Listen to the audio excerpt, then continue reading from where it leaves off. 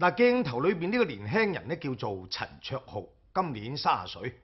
咁喺過去嘅7年時間裏邊啊，呢個嚟自雷州嘅後生仔經歷咗段難以用言語向常人描述嘅人生痛苦、恐懼，甚至絕望，佔據咗嗰啲本來應該係最為燦爛嘅青春歲月。7年前，亦就係2009年嘅2月24號，陳卓浩喺廣州市天河區自己租住嘅出租屋裏邊被警方帶走咗。而冇人諗到就係從嗰一刻開始，陳卓浩竟然被製造成為咗一單殺人案件裏邊嘅兇手。冇錯，係兇手，係製造。咁樣7年前嘅嗰個冬天啊，究竟又發生咗啲咩事呢？陳卓浩同埋露露呢兩個同樣嚟自雷州嘅年輕人，3年前喺一次朋友聚會上認識，跟住發展成為咗男女朋友。不過本來就非常之好嘅兩個人，最近呢就經常嗌交，最終導致分手。本來也是老鄉，然後是同個學校。雖然話係分咗手啊，但係陳卓浩同埋露露就一直仲保持住比較親密嘅關係。露露名義上咧係從陳卓浩租住嘅出租屋嗰度搬走咗，但係咧又喺旁邊租咗一間屋噃。平時冇乜事啊，就經常去到陳卓浩屋企嗰度玩。能捨能分的那種分手。呢一日晚上，露露、陳卓浩以及2個人嘅朋友楊凡3個人喺陳卓浩嘅出租屋裏邊玩電腦。差唔多10點嘅時候，露露提出要翻屋企。陳卓浩於是就送佢翻去。他說要回去，我就送他回去，就是隔壁一棟樓而已。晚黑11點半左右，朋友楊凡就接到咗從露露手機發俾佢嘅一條短信，內容就大概問佢出唔出嚟食宵夜。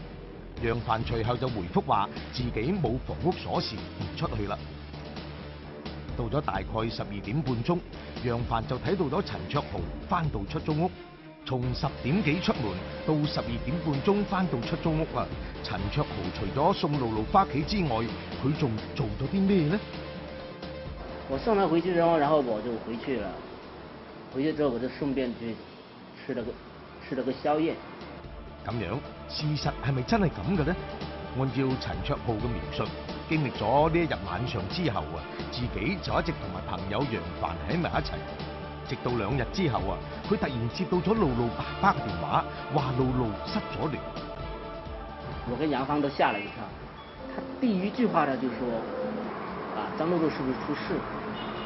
意識到出咗問題嘅陳卓浩同埋楊凡，馬上跑到咗隔離樓露露嘅住嘅地方，佢哋用鎖匙打開咗房門。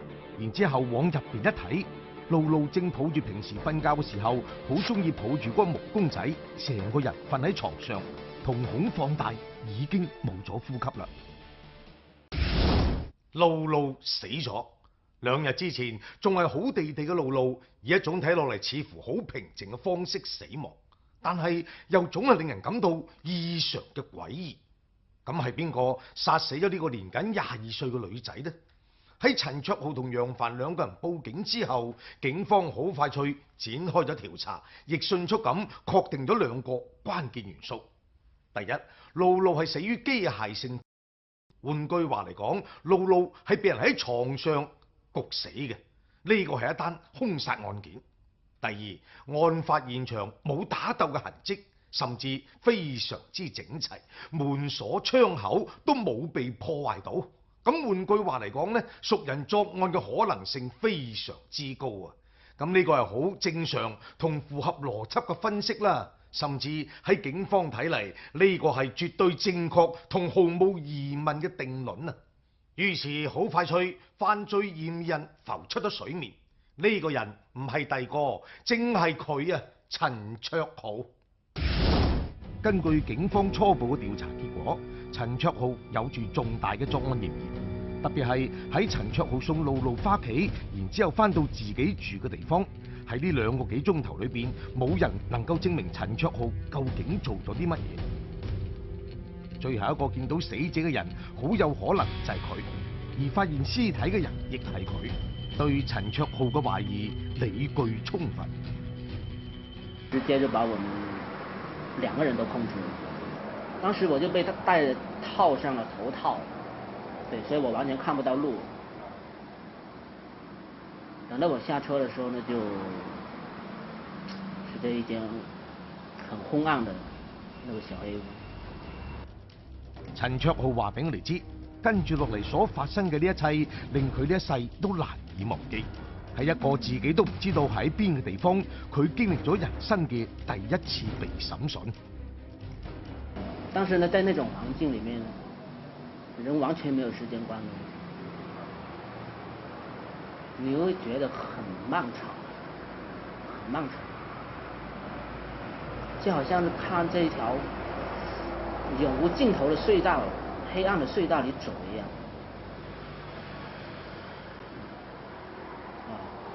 然後他們說認罪了，就給我睡覺、吃飯、喝水，28個小時裡面，我沒有吃過一口飯，沒喝過一口水，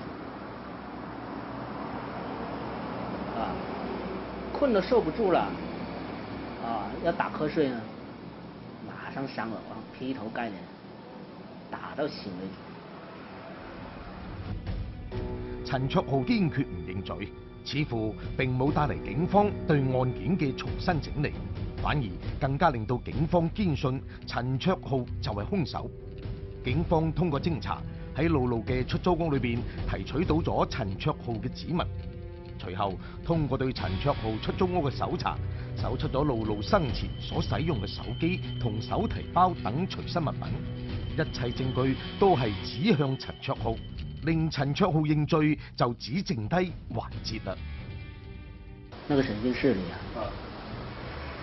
有一把鐵椅，那個腳很尖，到最後他們把我太陽穴就抵在那個肩胛上，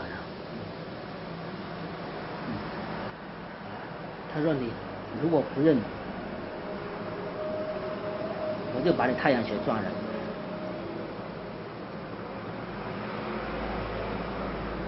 你死了，我們就說你是畏罪自殺。這樣的話，那個案子照破，而我還是背上那個殺人的惡名。喺咁樣嘅情況之下，陳卓浩被逼認罪，係佢喺當晚同露露發生咗爭吵，係佢用手揞住露露嘅嘴同埋鼻，係佢最終殺死咗自己嘅前女友露露。我沒有做過，所以我說不出來。當時他們手裡拿着那個現場勘驗筆錄啊、屍檢報告這些材料。教我說，還要我記住，以後每次都要這樣說，無論是檢察院提審還是開庭，一定要這樣說。2010年1月13號，就喺法院開庭審理呢一單故意殺人案件嘅時候，陳卓浩第一時間就翻供啦。而公訴人到庭上呢，他就認為說是我之前的有罪供述，就是我有罪的那個關鍵證據，我感到很憤怒、很冤屈，那我當庭就翻供了。2012年1月10號，廣州市中級人民法院判定陳卓浩犯下咗故意殺人罪，判處死刑，緩期2年執行。聽到咁樣嘅結果，陳卓浩堅決表示要提起上訴。我自從偵查階段結束，脫離公安機關的控制之後，我就再也沒有認過罪。廣州中院根本無視我跟辯護律師提出的那些種種疑點，包括調取證據筆跡鑑定等等一些。喺陳卓浩嘅辯護律師程律師睇嚟，呢一單案件嘅證據可以講係嚴重缺失。作案的過程，就殺人的過程，大概是不到1000字吧。不到1000字呢，基本上是雷同的，基本上一樣的，啊，而且呢，就是連筆誤都一樣。程律師仲認為，好多所謂嘅定罪證據，唔單止係存在瑕疵，甚至係荒謬嘅。他這個當時的死亡時間是沒有做鑑定的，有一個死亡時間呢就是發現這個被害人遺體當天的這個死亡時間。那但是呢，這個起訴書指控的是2天前的，那這本身是有矛盾的。就有這麼一份死亡醫學證明書。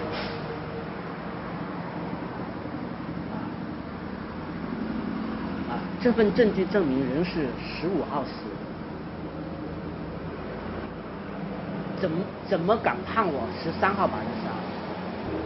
這怎麼可能可以荒唐到這種地步？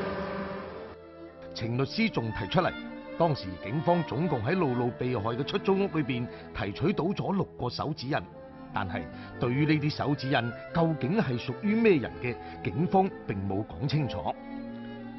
有一些指紋呢是沒有經過指紋鑑定的，啊。還有呢，像門上的指紋，就是他被害人的房門上有指紋，但這個指紋是在什麼樣的情況下形成的？其實呢，當時的證據呢都沒有辦法讓人家確信。但是警方他只鑑定了其中1枚，鑑定結果當然就是我留下的。我們一直要求對其餘5枚指紋進行鑑定，一直不回應。陳卓浩話俾我哋知，佢之所以後尾一直執着於要鑑定手指印嘅問題，就因為佢覺得真正嘅兇手嘅痕跡就喺其他嘅5個手指印當中。同露露分手嘅呢一段日子裏邊，陳卓浩知道露露一直同一個叫做阿威嘅本地男人交往。警方懷疑就是說是熟人作案，這點呢也無可非議，但是只調查我一個，這就說不過去了。因為按照常理來說，任何一個男人都受不了自己的女人跟前任還有瓜葛。2013年9月，廣東省高級人民法院對陳卓浩嘅上訴作出咗裁定，認為原審認定嘅事實不清、證據不足，撤銷原判，發回重審。不過好快脆，廣州市中級人民法院就再次作出判決，喺排除咗陳卓浩第一次被審訊嘅口供，以及認為死亡時間認定確實唔符合要求之後，依舊主要根據陳卓浩隨後嘅有罪供述，認定陳卓浩犯下咗故意殺人罪，依舊判處陳卓浩死緩。他宣判完，他就說他要上訴，最起碼一個案子，一個殺人案，被害人什麼時候死的，應該是很清晰的。那連這個基本事實都搞不清的話呢，你怎麼來說這個案件是做到事實清楚？2015年10月18號，一度被認定係殺人兇手、被判處極刑嘅陳卓浩，收到咗廣東省高級人民法院嘅終審判決書。喺呢一份最終決定咗陳卓浩命運嘅判決當中，法官詳細分析到案件嘅每一份證據，從死亡時間證明到指紋鑑定，甚至到警方入到陳卓浩住所所搜查到嘅證物，最後呢啲證據都係因為證據力不足，或者係關聯性唔存在，甚至係因為存在非法搜證嘅原因被一一排除。本人認為，證據本身是否合法，這是最基本的審查。偵查機關對具備證據能力的證據，將依法予以排除。陳卓浩終審被判定無罪。上訴人陳卓浩無罪。千言萬語不知道怎麼說，當時只是知道，終於無罪釋放，自己的堅持有了個好。间啊，终于等到了一个公正的判决。 2016年3月喺雷州老家，我哋再次見到咗陳卓浩。我現在感到無所適從，這個社會變化太大了。回來之後路都不認識，在裡面關得太久，很多事情剛回來的時候，連電器都不會用。點講啊？好似一個一生嘅傷疤咁，一種永久性嘅傷疤咁。事實上，我哋見到嘅陳卓浩總係令人有一種心事重重嘅感覺。這幾年我一直沉浸在這種悲痛裡。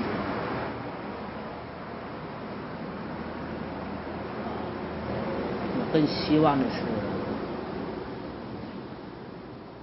通過鑑定的5年指紋或者其他手段，找到真兇，這樣能夠一位那個死者在天之靈。只要真兇落網，一切都不辯自明。真兇落網。我哋講述完呢一個曲折嘅故事之後，陳卓浩嘅呢一句說話，似乎又再次提醒我哋雖為洗清冤屈而稍感安慰，但案件嘅本身係唔係有更多嘅嘢，仲需要我哋去認真分析嘅呢？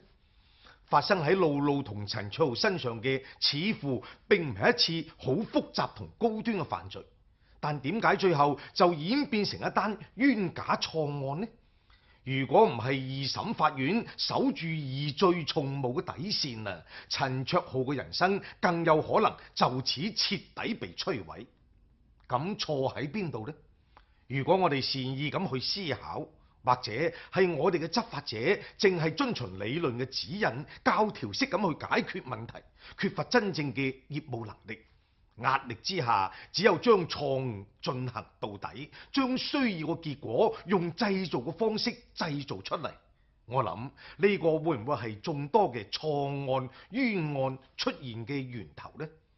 如果係嘅話，解決咗源頭嘅問題，唔冤枉一個好人，唔放過任何一個真兇，告慰每一個不幸遭遇厄運嘅逝者，會唔會先至真正咁有咗實實在在嘅基礎呢？